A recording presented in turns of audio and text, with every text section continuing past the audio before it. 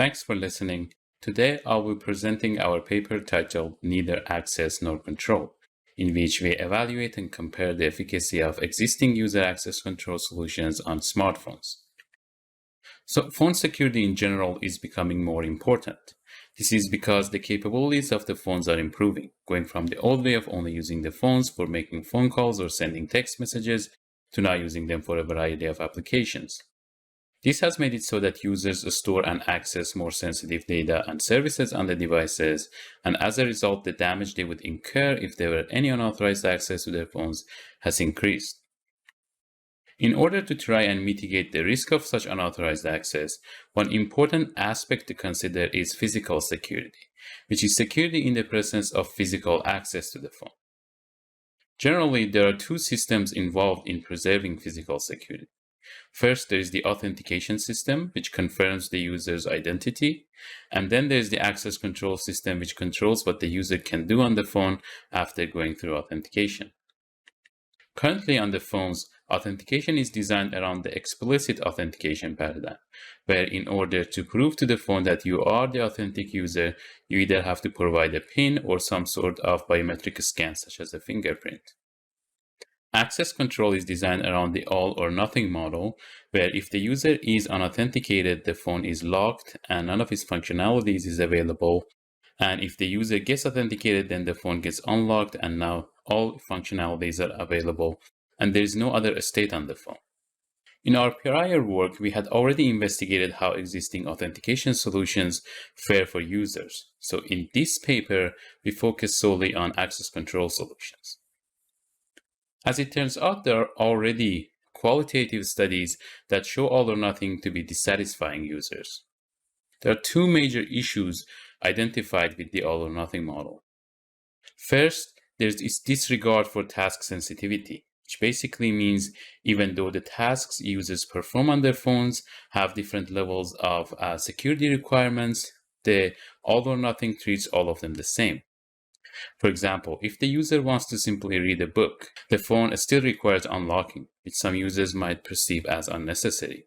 Conversely, if the user wants to perform something very sensitive, such as financial operations, the phone itself still only requires a one-time authentication at the beginning of the session, which some users might perceive as insufficient.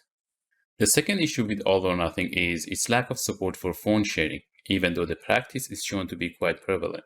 Basically, it does not allow a primary user to control what a secondary user, somebody that the primary user has decided to share the phone with, can do on the phone. And so this might lead to the secondary user snooping on the primary user's data and users' dissatisfaction. There are some alternatives proposed to try and mitigate these issues with all or nothing. To provide better task sensitivity, the currently available alternative solution is lock screen access, which allows the user to launch certain apps such as the camera or the flashlight from the lock screen without having to go through authentication. But there are more elaborate solutions proposed in the literature, such as ones that are app or task level, allowing the user to specify different security requirements for different apps or even different tasks, of which there might be multiple per each app. There are also context-based solutions which allow the user to deny or allow access to certain tasks or apps in a specific context, such as at certain locations.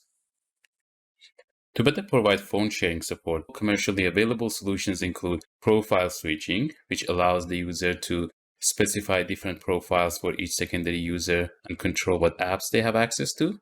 And there's also app pinning that allows the user to pin an app to the screen of the phone and prevent the secondary user from switching to a different app. Other solutions available in the literature include diffuser, which limits secondary users' access to certain phone resources, such as Bluetooth. And there's Xshare, which introduces a restricted mode to the phone with access to only certain apps, so the primary user can put the phone in this restricted mode before handing it to a secondary user.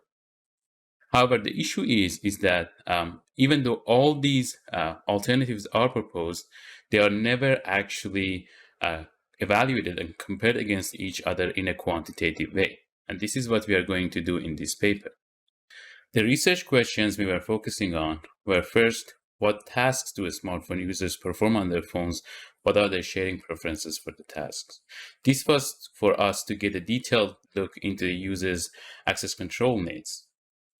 Then, once we had this data, we could move to the second research question, which was about comparing solutions. Basically, we wanted to know to what extent, in terms of false positive rate and false negative rate, do all or nothing and the alternative solutions meet the user's needs? How do they compare in configuration size rate? So we had three metrics to compare the solutions based on. First, there was false positive rate, which would indicate how often a solution would mistakenly grant access to a task to an unauthorized user, and so it would reflect on the security of a solution.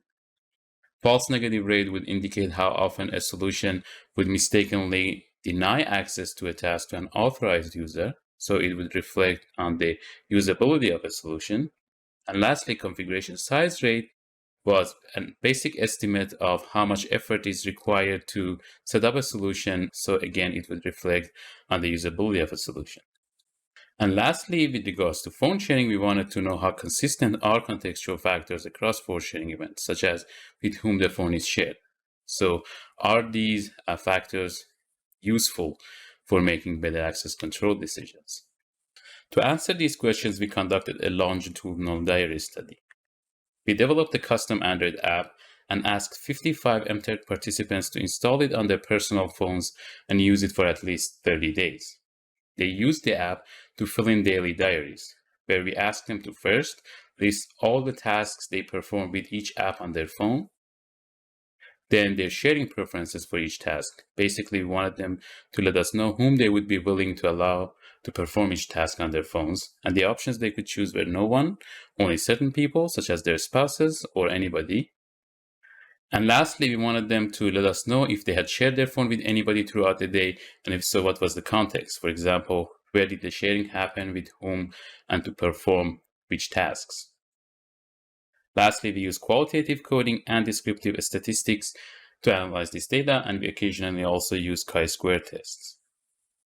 As for the results for the first research question, we found diverse tasks and complex needs. Overall, there were 1,149 different tasks cleared by the participants with 575 different apps. And on average, there were 74 different tasks per person and 2 per app. As for the needs, we found 24% of the tasks to be labeled as being shareable with specific people and 19% to be shareable with anybody. But we also found significant individual differences amongst the participants with regards to their needs. As this graph shows, a significant number of the participants did not want to share any task with anybody, so for them, an all-or-nothing model of access control would work just fine. Another minority of the participants wanted to share all of their tasks with specific people or with everyone, so again, for them, the all-or-nothing solution would work just fine. However, for the majority, they had more complex needs and wanted to be able to share a specific task with specific groups of people, and so they would require a more complex solution than the all-or-nothing one. Naturally, then, when we used this data to compare the solutions, we found the more granular ones to thrive. As for the solutions that provide task sensitivity, we start with all-or-nothing, which was found to be inefficient. We found that if the all scenario is played out where the phone is always unlocked, up to 90% of the user's tasks could be exposed to unauthorized users. And conversely, if the nothing scenario is played out where the phone is always locked, up to 21% of the phone's unlockings could be unnecessary. In comparison, the lock screen solution seemed to be ineffective as it didn't change the situation much compared to the nothing scenario. App-level models found to be providing a nice balance between the three metrics FPR, FNR, and CSR. And task-level models were found to be even more accurate and reducing FPR and FNR even further. However, they came with a higher trade-off in terms of configuration size rates, so there might not be for everyone. As for phone sharing, we found again all or nothing to be inefficient. Profile switching to be highly effective in terms of eliminating FPR and FNR. However, it came with a significant trade-off in terms of configuration size rate. And as for the other solutions, we found X-share to be performing the best and provided a nice balance between the three metrics. For the third research question, we found context to be fairly consistent across phone sharing events. I'll provide two examples here. Firstly, with regards to location, we found that 86% of sharings happen at home. So future solutions can try to improve access control by denying access to certain shareable tasks at locations other than home. And secondly, with regards to sharees, we found that 89% of sharings happen with immediate family members. So the set of possible secondary users is rather limited, and this provides evidence for the feasibility of user identification on smartphones. In conclusion, then, in this paper, we provided quantitative evidence for the following. Firstly, we showed users' access control needs to be complex. There are many tasks that they perform on their phones, and the tasks are scattered along a wide range of sensitivity levels. But also users' preferences for sharing these tasks vary significantly by task functionality and also the user's personality. We also found the implemented solutions to be suboptimal. All or Nothing can have an FPR as high as 90% and an FNR as high as 21%. And some of the commercially available alternative solutions, such as lock screen access, only provide marginal improvement at around 1%. And lastly, we found some of the proposed solutions to be promising. For task sensitivity, we found app level, and for phone sharing, we found session and context-based solutions to be promising in terms of striking a nice balance between the three metrics that we measured. And so it might be a promising avenue for future research to look further into these solutions, for example, to see how the user experience might be designed. Thanks again for listening. If you have any questions, please feel free to reach out to me or other members of the team via the email addresses you see on the screen.